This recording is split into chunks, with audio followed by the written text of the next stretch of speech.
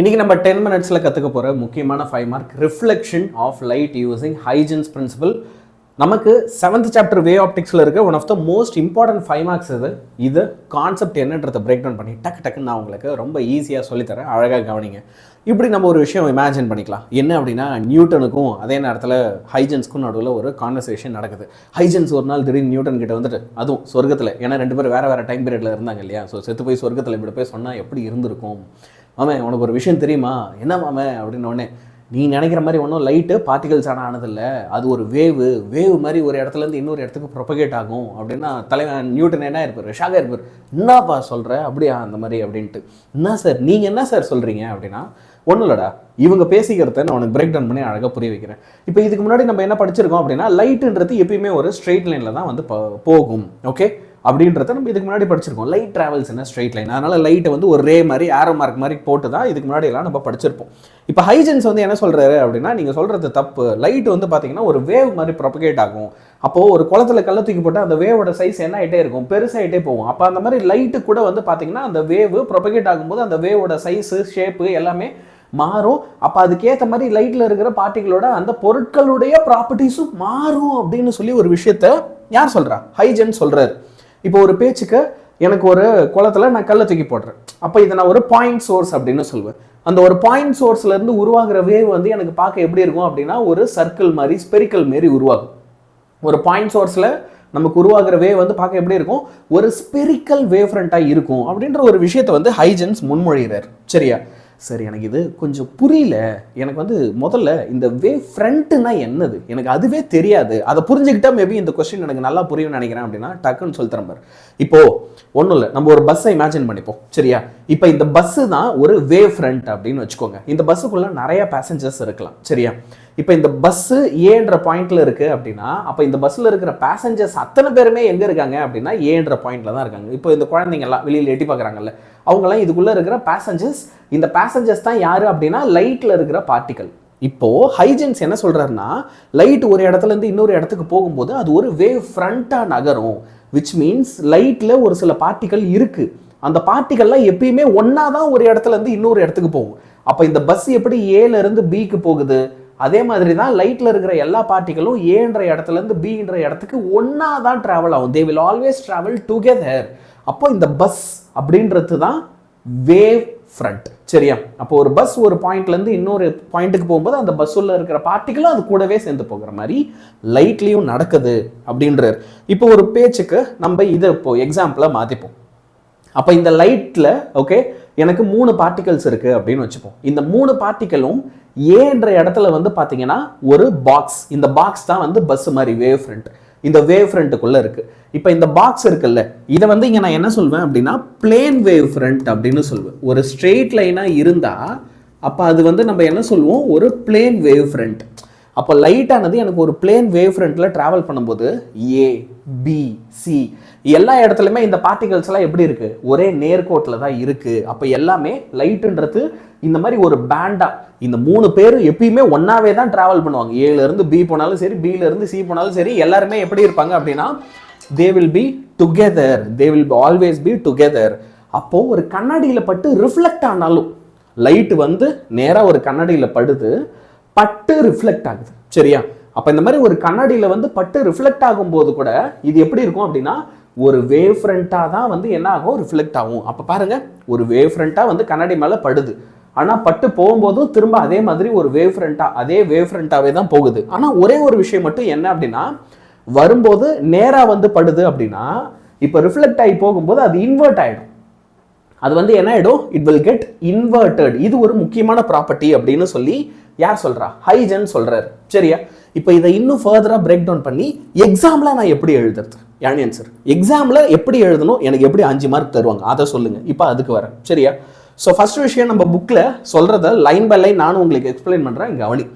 First நம்மள என்ன சொல்கிறாங்க, let us consider a parallel beam of light which is incident on a reflecting plane surface such as a plane mirror XY அப்படின்னு ஒரு reflecting surface எடுத்துக்கோங்க.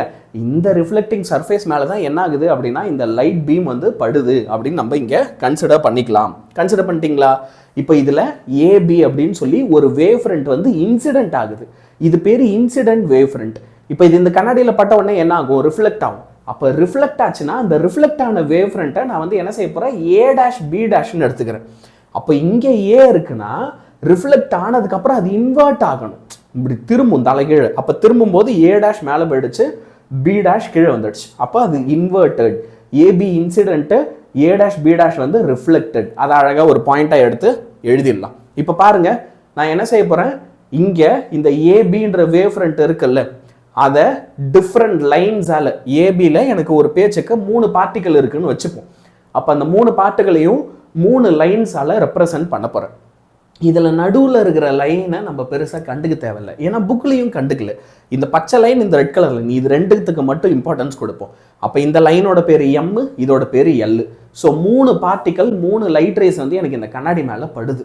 பட்டா என்ன ஆகும், பட்டா reflect ஆகும். அப்போது the incident wave front AB அந்த பாயிண்ட்டை எடுத்து எழுதிட்டு இப்போ இது ரிஃப்ளெக்ட் ஆகிற மாதிரி, ஓகே இதை பாருங்கள், ரெட்டு பட்டு இப்படி ரிஃப்ளெக்ட் ஆகுது, இந்த வயலட் பட்டு இப்படி ரிஃப்ளெக்ட் ஆகுது, க்ரீன் பி டேஷில் பட்டு ரிஃப்ளெக்ட் ஆகுது. இப்போ ஏ வந்து ரிஃப்ளெக்ட் ஆகி போச்சு இல்லை, இந்த பாயிண்ட்டு ஏ டேஷ் வழியாக போகணும். சரியா, இந்த மாதிரி மார்க் பண்ணிக்கோ. இந்த கொஸ்டினில் பிக்சர் முக்கியம். பிக்சர் நீ வரைஞ்சாதான் ஃபுல் மார்க், பிக்சர் இல்லை அப்படின்னா 2 மார்க்ஸ் தான் தருவாங்க. பிக்சர் இல்லைனா எத்தனை, ஜஸ்ட் 2 மார்க்ஸ். ஸோ இப்போ இந்த வேவ் ஃப்ரண்ட்லாம் எப்படி இருக்கணும், these wave fronts are perpendicular to the incident rays. இந்த இன்சிடென்ட் ரேஸுக்கும் வேவ் ஃப்ரண்ட்டுக்கும் நடுவில் இருக்கிற ஆங்கிள் வந்து பர்பண்டிகுலரா 90 டிகிரியில் இருக்கணும். அப்படின்னா என்ன விஷயம், இந்த பார், இவங்களுக்கு நடுவில் இந்த இடத்துல இருக்கிற ஆங்கிள் வந்து என்னவா இருக்கணுமா, இந்த எல்லோ கலர் லைன் தான் வேவ் ஃப்ரண்ட், இது லைட் ரே, 2 பேருக்கும் நடுவில் இருக்கிற ஆங்கிள் வந்து 90 டிகிரியாக இருக்கணும் அப்படின்னு சொல்கிறாங்க. அப்போ அதை அழகாக மென்ஷன் பண்ணு. சரியா, by the time the point A of the incident wave front touches the reflecting surface. இப்போ எனக்கு இந்த லைட் வருது இல்லை, இது வந்து இதோ பாரு எல்லில் இருக்கிற லைட் வந்து ஏவை டச் பண்ணுற அதே டைமில் இந்த பின்ற பாயிண்ட் இருக்கு பாரு, இது கண்ணாடியை தொட்டுடுச்சா இல்லையா, ஏ வந்து கண்ணாடியை தொட்டுடுச்சு. ஆனால் அதே டைமில் அந்த நேர் கோட்டில் பார்க்குறேன் பி எங்கே இருக்குன்னா இதோ இங்கே இருக்குது, கண்ணாடியை தொட்டுடுச்சா இல்லை, கண்ணாடியை தொடணும்னா அது எங்கே போகணும், பி டேஷுக்கு போகணும். பி டேஷை போய் டச் பண்ணால் தான் அதால் கண்ணாடியை தொட முடியும். அப்போ அது ஒரு பாயிண்ட்டாக எடுத்து எழுதணும். By the time point A of the incident wave front touches the reflecting surface, அது ரிஃப்ளெக்டிங் சர்ஃபேஸை தொடர அதே டைமில் point B is yet to travel the distance B dash.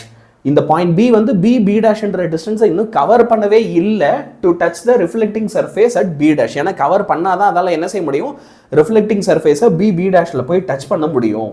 அப்போது when the point B touches the reflecting surface at B, சரி ஒரு வழியா அது போய் இங்க B யை தொட்டுச்சு அப்படின்னு வச்சுப்போம். அப்ப அது இங்க இருந்து இங்க வர அதே டைம்ல ஏல இங்க பட்டுது பாரு, இது A டேஷுக்கு போயிட்டு இருக்கும். அப்ப அதை எழுது. So by the point B touches the reflecting surface B dash, the point A would have reached A dash. ஏல இருந்து அது A dash போயிட்டு இருக்கும். This is applicable to all the points on the wave front. இதில் இருக்கிற எல்லா wave ஃப்ரண்ட்டுக்கும் இந்த point வந்து அப்ளிகபிள் அப்படின்னு சொல்கிறாங்க. thus the reflected wave front A dash B dash emanates as a plane wave front. அப்போ அதனால் உங்களுக்கு A dash B dashன்னு சொல்லி ஒரு புது வேவ் ஃப்ரண்ட் வந்து இப்போ கிடைக்குது அப்படின்றத சொல்கிறாங்க. அடுத்து நம்ம 2 நார்மல் லைன் வரப்போகிறோம், ஒன்று N இன்னொன்று N dash அப்படின்னு சொல்லி இந்த இடத்துல ஒரு நார்மல் லைன், அதுக்கு அடுத்து வந்து பார்த்தீங்கன்னா இந்த இடத்துல ஒரு நார்மல் லைனு, 2 நார்மல் லைன் போட போகிறோம் ரிஃப்ளெக்டிங் சர்ஃபேஸ்க்கு பர்பண்டிகுலராக அப்படின்றத ஒரு பாயிண்ட்டாக எடுத்து எழுதிருங்க.